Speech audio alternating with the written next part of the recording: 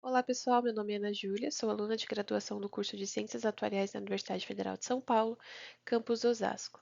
Esse vídeo foi elaborado sob orientação do professor Luiz Augusto Maluf, como parte da unidade curricular Análise de Dados Aplicada, cursada por mim no segundo semestre de 2024. Nesse vídeo iremos apresentar o cálculo e análise do valor e risco da ação do Banco do Brasil, a BBAS3, para uma posição comprada na data de 28 de novembro de 2024 e para um período de manutenção de 1 até 30 dias, utilizando-se da metodologia GART. É importante ressaltar que esse vídeo não visa servir de recomendação a investimentos de qualquer espécie. Falando um pouco sobre o Banco do Brasil, ele é uma das maiores e mais tradicionais instituições financeiras do Brasil e está na mais alta categoria entre os bancos da América Latina, com mais de 1,4 trilhão em ativos. A BBAS3 é uma ação ordinária de posição comprada e o período analisado foi de 1º de janeiro de 2014 a 29 de novembro de 2024. E a subamostra para a estimação do modelo GART foi de 1º de janeiro de 2020 a 29 de novembro de 2024. Falando um pouco sobre a metodologia, o modelo GART é um modelo econométrico utilizado para modelar e prever a volatilidade condicional em séries temporais financeiras. E é um modelo que se baseia na variância condicional dos log retornos, variância essa que depende dos retornos anteriores. Ao lado está a equação de parâmetros alfa e beta, retirada do livro Econometria Financeira do professor Moretti.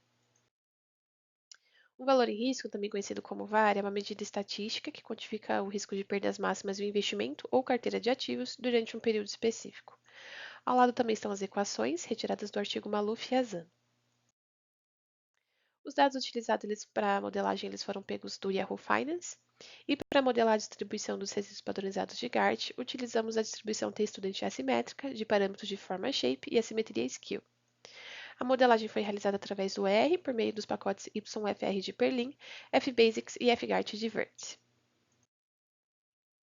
Falando sobre os resultados gerados para as cotações e retornos, temos aqui a série de cotação do Banco do Brasil para o período abaixo, e podemos notar que a série oscila ao longo do tempo, onde não possui média constante nem variância constante. No segundo gráfico, temos a série dos log retornos também para o mesmo período.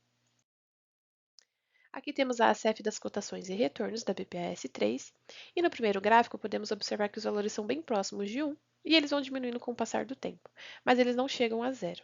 Dessa maneira, a gente pode concluir que a ACF da cotação ela possui uma dependência persistente ao longo do tempo, sendo assim não estacionária. Já para os retornos, a função de autocorrelação ela decai para zero, e assim a gente pode concluir que é estacionária.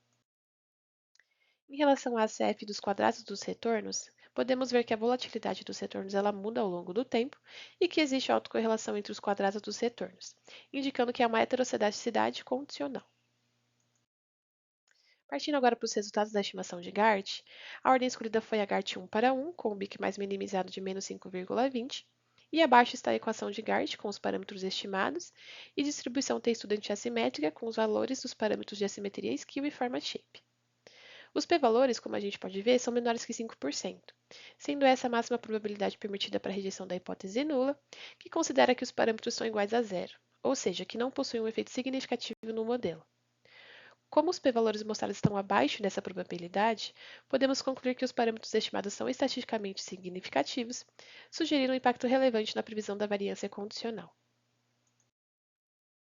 Para os resíduos padronizados e o quadrado dos resíduos padronizados, realizamos o teste de Lee-Jung-Box, que tem como hipótese nula as k primeiras autocorrelações dos resíduos padronizados são simultaneamente iguais a zero, sendo a mesma hipótese aplicada para o quadrado dos resíduos padronizados.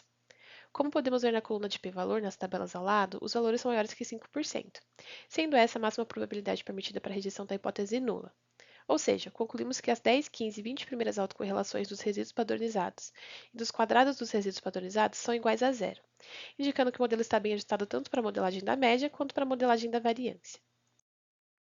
Em relação ao histograma dos resíduos padronizados, podemos ver que com a curva sobre o histograma, a azul pontilhada, há evidência de que o modelo foi corretamente ajustado à distribuição T-Student assimétrica, sendo essa mais apropriada para modelar a variabilidade dos resíduos, se compararmos com a normal, que se trata da linha vermelha.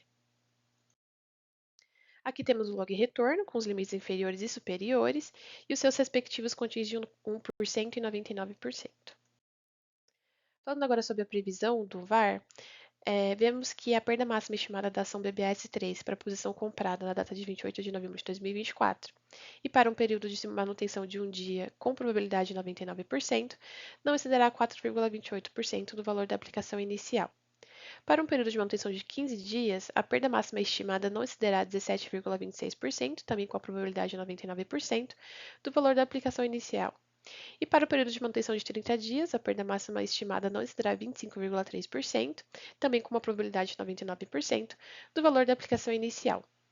Vemos então que o VAR da BBS3 ele aumenta de acordo com o período de manutenção, refletindo uma perda potencial maior à medida que o período de investimento se estende. Porém, ainda assim é uma perda estável se comparada ao resto do mercado de ações.